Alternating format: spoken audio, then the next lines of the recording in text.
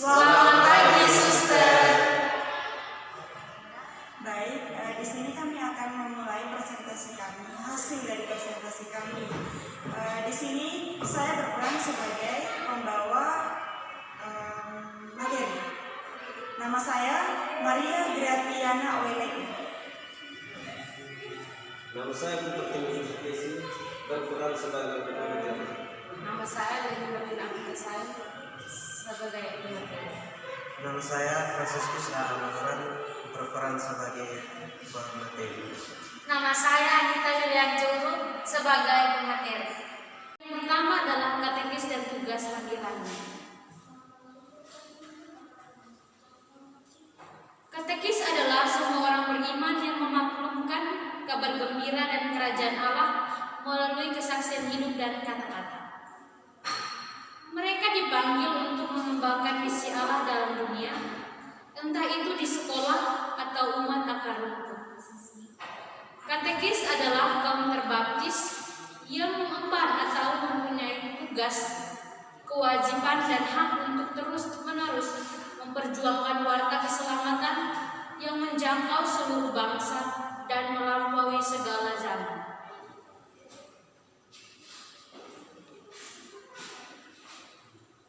Yang berikut adalah tugas-tugas dari seorang katekis. Tugas-tugas dari seorang katekis yang pertama adalah berkatekese. Katekese itu adalah mengajar. Katekese itu mengajar tentang Allah baik di sekolah maupun di masyarakat. Seorang katekis mempunyai tugas dan tujuan khusus untuk menyampaikan iman dan kepercayaan itu. Maka ada 4 pedoman yang perlu diperhatikan dalam berkatekese, yaitu pertemuan dengan Allah yang hidup, menjamin ajaran yang sehat, dan mematangkan bahan.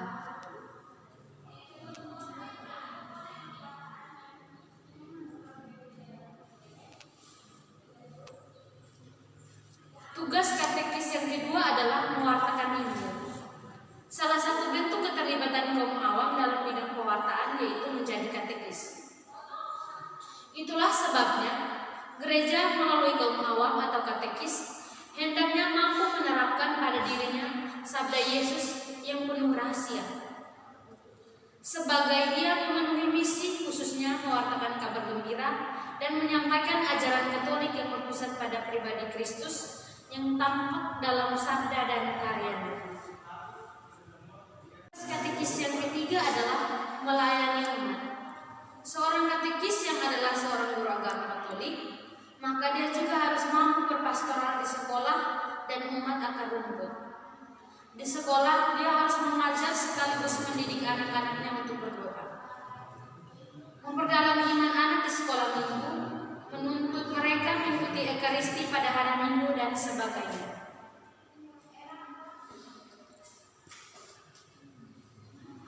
Yang berikut adalah syarat-syarat untuk menjadi seorang katekis. Yang pertama, memiliki hidup rohani yang mendalam. Katekis hendaknya memiliki hidup rohani yang mendalam dan iman yang terbuka akan sapaan Allah, baik melalui doa, membaca dan merenungkan kitab suci, serta menghidupi aneka devosi yang disediakan gereja maupun aneka cara lainnya. Syarat-syarat untuk menjadi seorang katekis yang kedua adalah memiliki nama baik terkait pribadi maupun keluarganya. Katekis hendaknya memiliki nama baik, entah itu perilaku, hidup iman, atau hidup moralnya. Nama baik ini tidak hanya berlaku untuk pribadinya sendiri karena kesalehan dan aktivitasnya, tetapi juga menyangkut seluruh anggota keluarganya.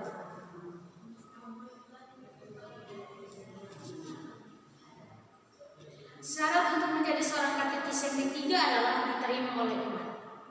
Katekis diharapkan menjadi pribadi yang sungguh diterima oleh umat beriman Katolik di lingkungan tempat ia tinggal dan hidup bersama. Syarat untuk menjadi seorang katekis yang keempat adalah memiliki pengetahuan yang memadai. Mewartakan kabar gembira tidak cukup hanya untuk mau, tetapi diharapkan ia mempunyai bekal pengetahuan yang memadai. Misalnya kitab suci, teologi, moral, liturgi, dan lain sebagainya. kedua adalah spiritualitas katekis.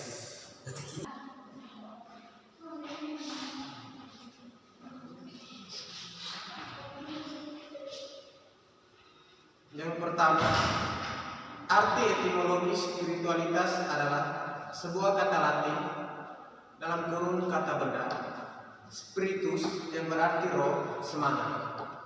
Dalam hal ini, spiritualitas berarti sesuatu yang berkaitan dengan roh atau semangat sebagai lawan dari tubuh, dunia dan materi.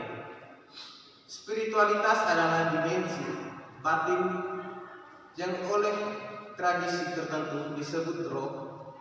Inti rohani ini merupakan pusat terdalam pribadi manusia.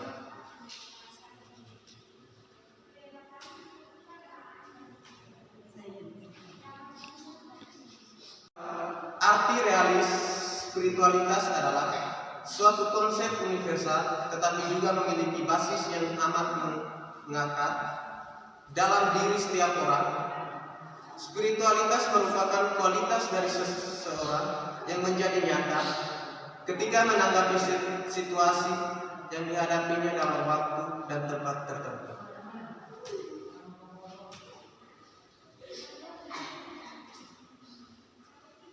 Hakikat dari spiritualitas katekis.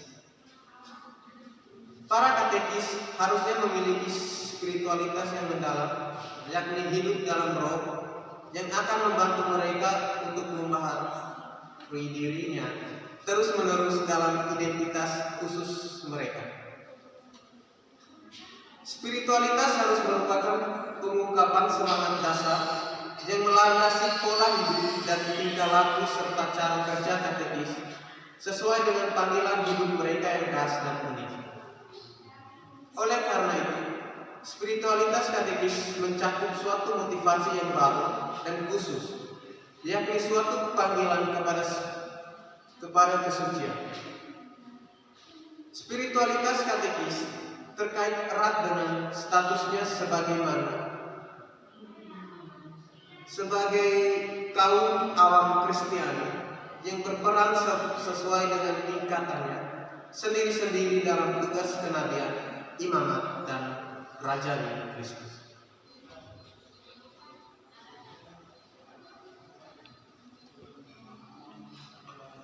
Pokok-pokok spiritualitas katekis. Hubungan pribadi seorang katekis dengan Kristus. Hubungan pribadinya dengan Kristus harus selalu dibina dan dikembangkan sebab ia dipanggil oleh Tuhan sendiri menjadi pewarta. Dan karena katekis telah dipanggil menjadi pewarta, maka Kristus memang sungguh mengenal dan mengasihi setiap pewartanya, dan ia juga mendidik dan membentuk setiap pewarta sabdanya.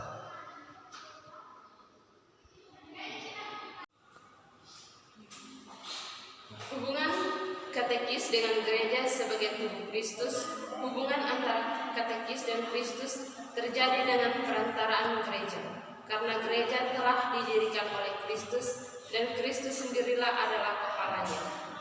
Maka tugas dan pelayanan seorang katekis tidak boleh terlepas dari hubungannya dengan gereja yang dikepalai oleh Yesus Kristus itu. Hubungan katekis dengan sabda dan kehausan untuk mendalaminya. Persatuan katekis dengan Kristus membimbingnya untuk memahami semakin dalam akan sabdanya yang tertulis dalam kitab suci. Disitulah seorang dapat mendengar, membaca, dan merenungkan tentang Yesus yang bangkit dan hadir melalui sabdanya di tengah-tengah umatnya.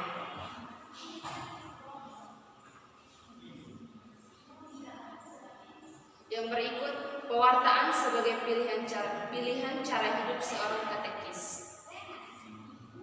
Pilihan cara hidup seorang katekis, semangat untuk mewartakan kabar gembira keselamatan, bertumbuh dari relasi yang hubungan di atas.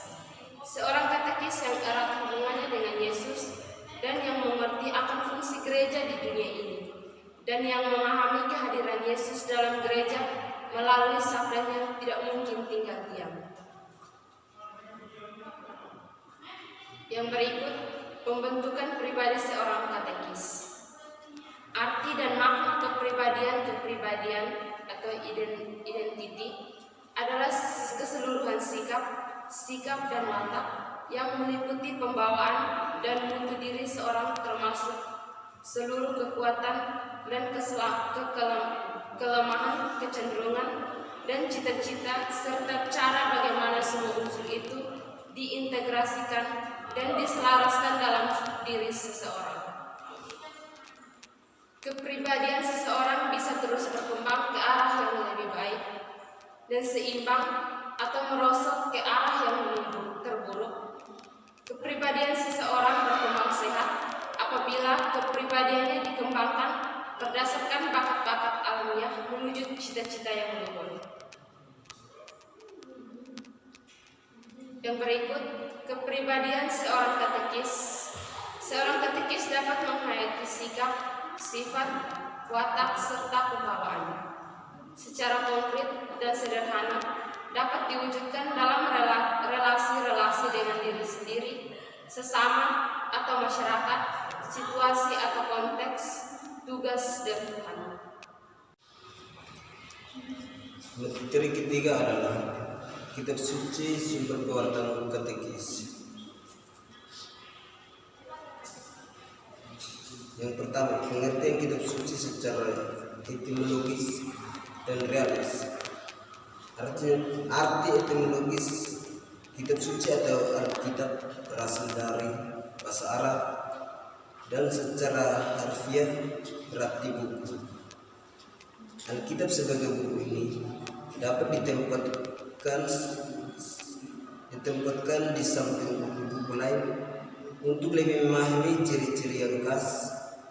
Maka judul ini dapat dilihat dalam bahasa lain.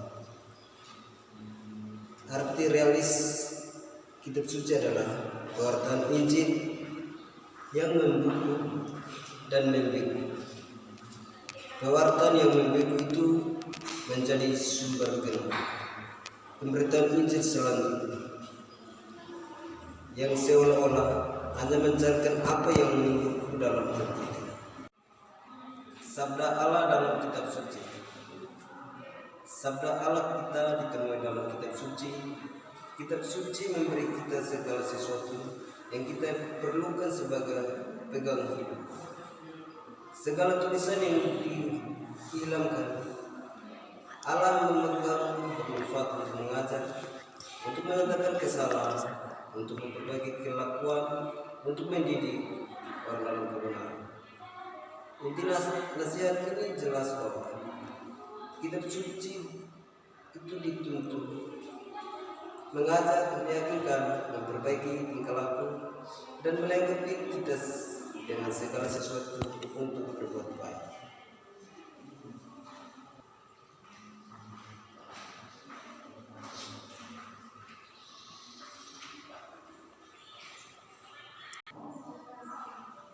Kitab suci sebagai sumber kewartaan katekis.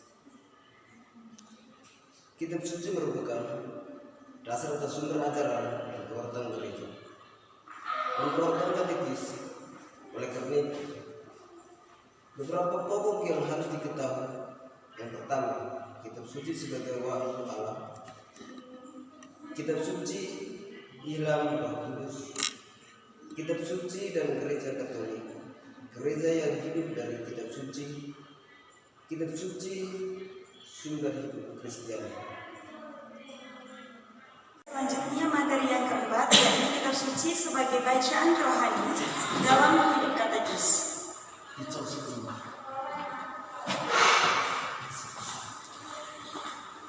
Sedikit penjelasan mengenai bagaimana kita menggunakan kitab suci sebagai sarana berdoa. Sangat tepat kitab suci dipandang sebagai buku doa yang tak tergantikan. Di dalam kitab suci, kita mengenal pergumulan orang-orang yang mencintai dan dicintai Allah. Berdoa dengan kitab suci, dengan cara membaca dalam suasana doa, mendekati sabda Allah dengan keterbukaan hati. Perhatian kita tertuju kepada Allah yang sekarang bersabda kepada kita melalui pembacaan kitab suci. Membaca dalam suasana doa menumbuhkan sikap kagum dalam diri. Dengan membaca dalam sikap doa, kita sampai pada rasa kagum.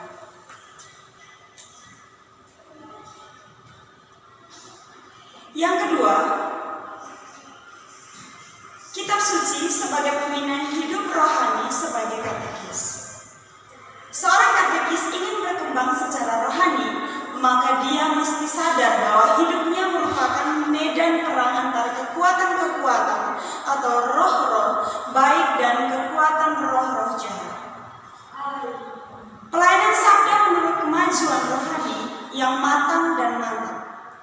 Sebab sekalipun seorang katekis bisa dibekali dengan segala jenis ilmu dan berbagai kegiatan lainnya, namun bila tidak disertai dengan pembinaan dalam pengembangan hidup rohani yang mendalam, pelayanannya dalam hidup sehari-hari hanyalah akan membuahkan sebuah pelayanan kosong.